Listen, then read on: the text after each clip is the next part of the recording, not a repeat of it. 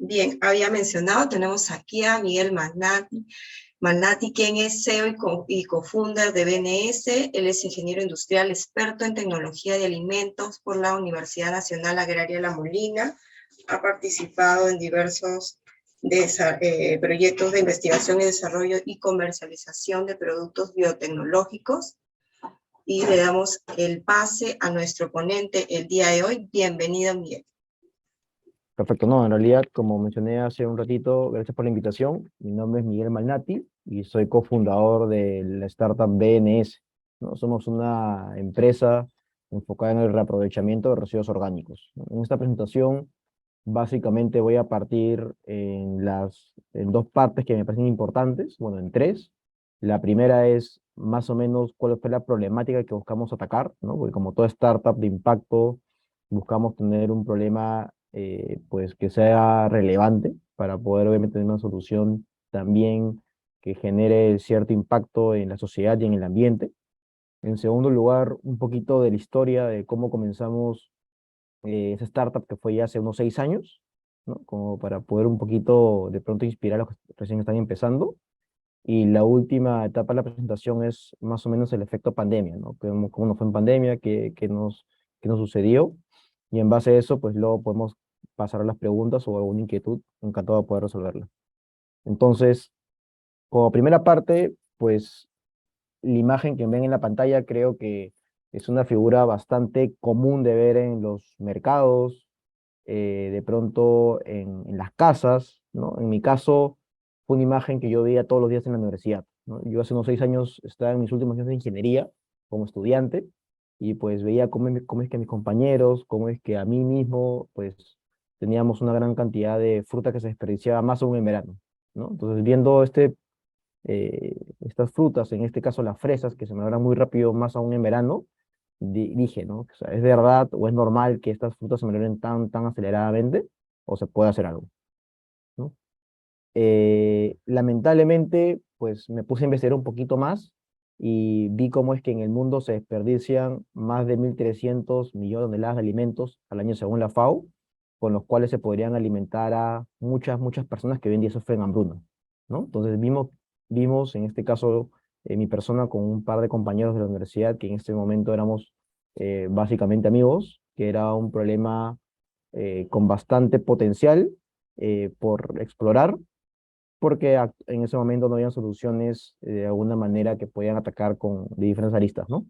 Entonces así fue como nació nuestra tecnología que se llama Life Cover, ¿no? Que es una solución ecológica que tiene un doble impacto, ¿no? ¿Por qué un doble impacto? Porque nosotros acopiamos cáscaras y pepas de frutas tropicales, ¿no? Como puede ser, por ejemplo, el mango, y en base a un proceso patentado, pues que nos tomó un par de años investigarlo, tuvimos un proceso biotecnológico que extrae los compuestos de las mismas frutas para proteger a las frutas pues, de exportación. Entonces es una tecnología 100% circular, ¿no? Entonces básicamente con este proceso de biotecnológico extraemos los compuestos de cualquier fruta tropical, de las cáscaras de los residuos en general que deja la agroindustria, ¿no? Estas industrias que de pronto procesan, que despulpan frutas, las industrias que hacen congelados, ¿no? Que dejan una cantidad muy grande de rumas de cáscaras que actualmente pues se desperdician, se dejan en botaderos y muchas veces, pues por no decir siempre,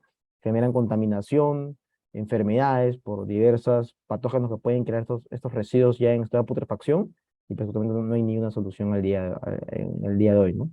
Entonces, Life Cover, para ir a la tecnología, pues tiene certificación orgánica para los principales mercados del mundo. Es un líquido que reemplaza las ceras en post cosecha, ¿no? De pronto muchos no sabemos de que las frutas, ¿no? De exportación o las frutas que de segunda calidad que vienen a Lima o al Perú en general, ¿no? Porque las frutas van para todo el Perú, tienen ceras y fungicidas, ¿no? Por ejemplo, las típicas, inclusive, ¿no? No todos los cítricos, también, por ejemplo, las manzanas, los mangos, se le aplica una cera de origen del petróleo, que es una cera polietilénica, y le añaden fungicidas, ¿no? Que son agroquímicos para que obviamente estas frutas puedan tener una mejor vida útil y disminuir su grado de deterioro.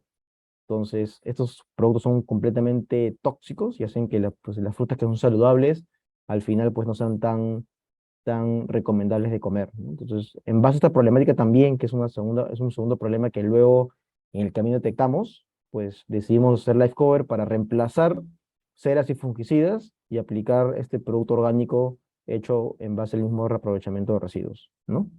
Entonces, esta tecnología básicamente reemplaza ceras y fungicidas y mantiene las propiedades de las frutas en el tiempo.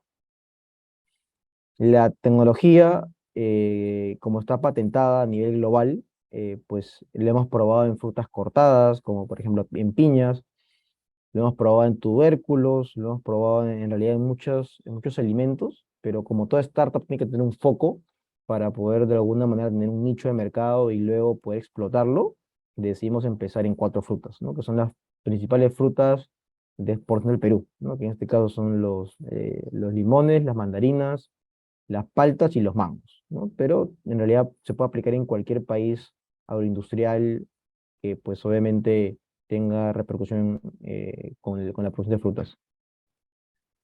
Y pues ya les conté un poquito de la tecnología, de lo que reemplaza, de cuáles son los principales propuestos de valor, que básicamente es el tema orgánico y el tema del reaprovechamiento de residuos y que obviamente mantiene la vida útil de las frutas en el tiempo.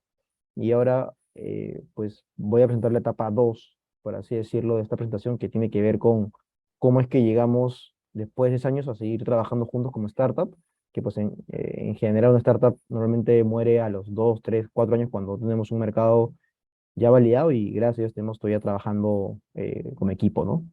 Entonces yo creo que la primera clave de toda startup para poder tener una repercusión en el mercado es la validación constante, ¿no?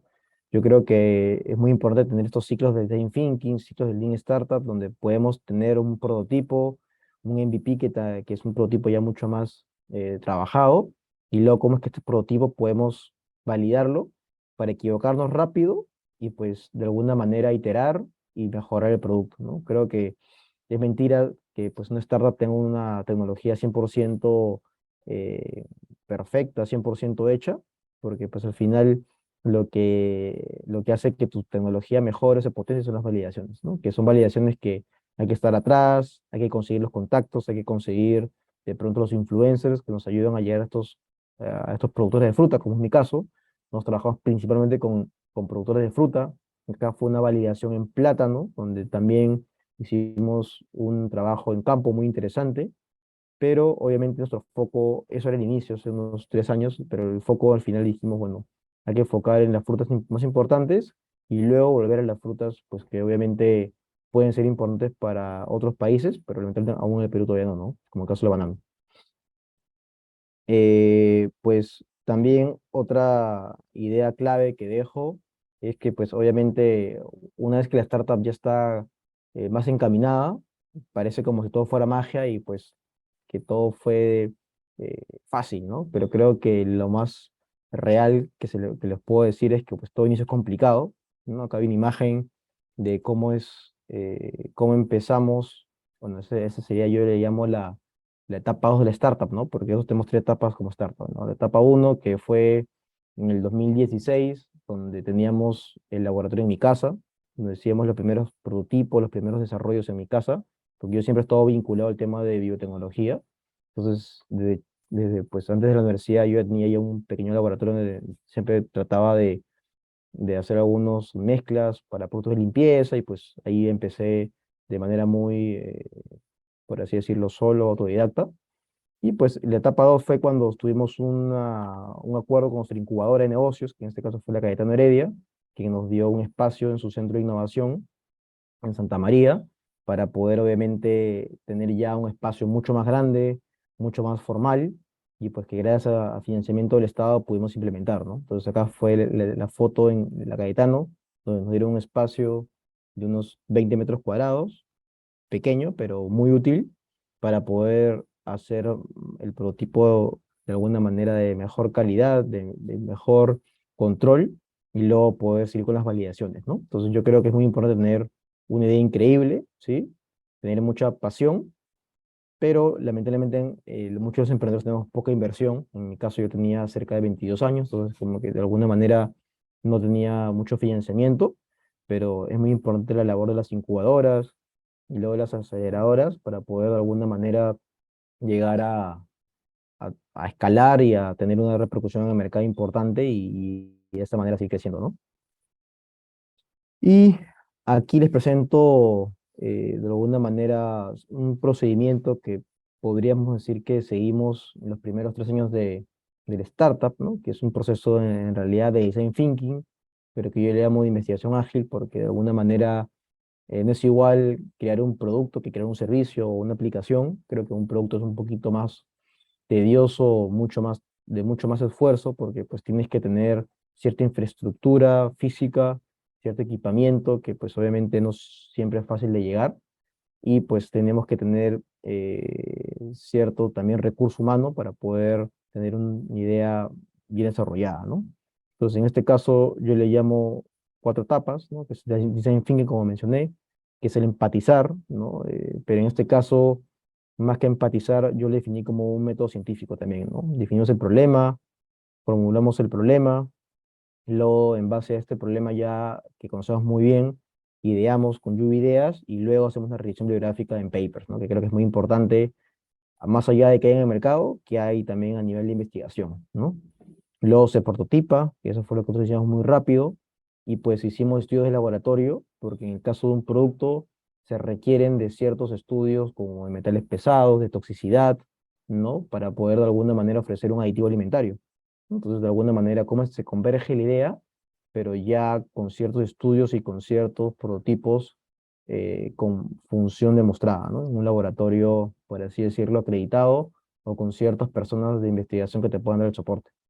Y luego, obviamente, se valida, ¿no? Que tiene que ver en la primera etapa de entrevistar a los principales stakeholders, a los principales tomadores de decisión, y luego hacer las pruebas en vivo, ¿no? Que yo le llamo las pruebas en laboratorios, que son estas pruebas de enfrentamiento microbiano o de inoculaciones, y luego ya vendría la etapa de, pues, hacer las pruebas de pilotos comerciales, que pues al final tienes que volver a empatizar porque siempre sale mal la primera y la segunda y la tercera, y de pronto la quinta tienes mejor suerte, y así este proceso se va iterando unas 1000 veces hasta que tengas un producto o un prototipo muy funcional que puedes obviamente ya vender y tener ciertos réditos y en base a eso hacer tu modelo de negocio ya más viable, ¿no? Que creo que es un modelo interesante y que de pronto se puede usar para otros casos también de investigación o productos de investigación que nacen como un research, pero que luego pueden llegar al mercado, ¿no? Eh, pues después de tener este proceso ya de desarrollo de productos, ¿no? Gracias a Dios tuvimos ciertos reconocimientos por esa tecnología patentada. En el 2019 fuimos la tecnología, la mejor, bueno, consideramos la mejor patente de nuestra categoría, lo cual nos ayudó muchísimo para tener muchos contactos, ¿no? Por medio de esta plataforma Indecopy. Eh, tenemos algunos premios de las cámaras de comercio peruana-francesa, peruano-británica, premios en otros países, ¿no? Que nos ayudaron mucho a tener reconocimientos afuera y también, obviamente, poder trabajar en otros países también de manera muy acelerada, ¿no? Y, como les comenté, el background, ¿no? O sea, en el 2016 el equipo de investigación nació. En el 2017 el startup per se se fundó de manera formal como una empresa, ¿no? Un año después de poder juntarnos como equipo. En el 2018 logramos nuestro, de alguna manera, primer reconocimiento en un programa internacional en Turquía y pues también ganamos el Ecoreto y luego pues hemos seguido trabajando en base a nuestra tecnología y en base a nuestros logros para poder tener cierta repercusión global, que es lo que buscamos el día uno, ¿no? Y pues tenemos tracción desde el agricultor hasta el packing house, que son esas empresas que dan servicio a los exportadores para poder procesar las frutas y exportarlas con la mejor calidad. Acá nos aplican las ceras y acá trabajamos con esas empresas para poder aplicar la cover. Y luego con el importador, que es la empresa holandesa, la empresa británica, que recibe la fruta y pues obviamente ellos son los que no quieren fungicidas, son los que no quieren de alguna manera ceras en base al petróleo y son los principales interesados, aparte del exportador, de tener un tratamiento ecológico, ¿no? Entonces también trabajamos al día de hoy en Perú y estamos posicionándonos en Latinoamérica, pues trabajando en Guatemala, en Honduras, en México y en Colombia de manera muy interesante y estamos incluyendo otras fronteras como España y Brasil, ¿no? Y La última etapa de la presentación, ya para pasar a las preguntas, es el efecto pandemia, ¿no? Si bien pues la startup tuvo un crecimiento acelerado del 2016 al 2020, ¿no? Obviamente la pandemia fue un impedimento bastante complejo para todas las startups y eso hizo que pues obviamente tengamos que pivotear muy rápido en base a tecnología ya patentada y desarrollada y ver cómo podemos mitigar ciertos riesgos, ¿no? En ese momento se cerraron las fronteras, no se podía exportar, era muy complicado, muy costoso, no se podía ni siquiera enviar live cover ni de Lima a Piura, ni de Lima a Lambayeque, porque simplemente no había sistema logístico para ello, y pues entramos en un gran problema, ¿no? De cómo es que podemos mantener la liquidez, mantener la planilla, si es que no tenemos ventas, ¿no? Si no podemos enviar a ningún lugar, o si se puede enviar y se envía, pues demora mucho y al final la liquidez es un problema también, ¿no?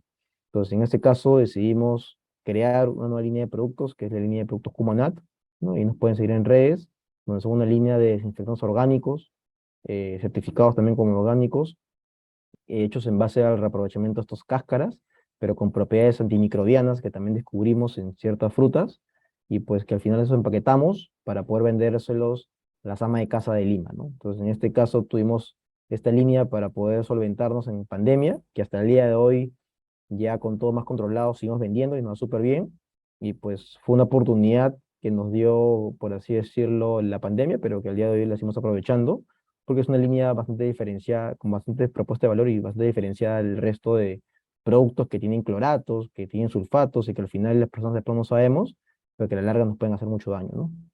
Así que ese fue el efecto de la pandemia, un poco complicado al inicio, pero luego supimos cómo revertirlos como equipo de emprendimiento, ¿no?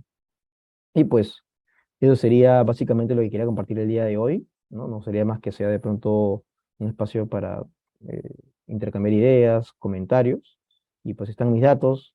Como les comenté, me llamo Miguel Malati y cualquier cosa en LinkedIn me pueden seguir. Encantado de poder ayudar a cualquier persona y eso sería por mi parte.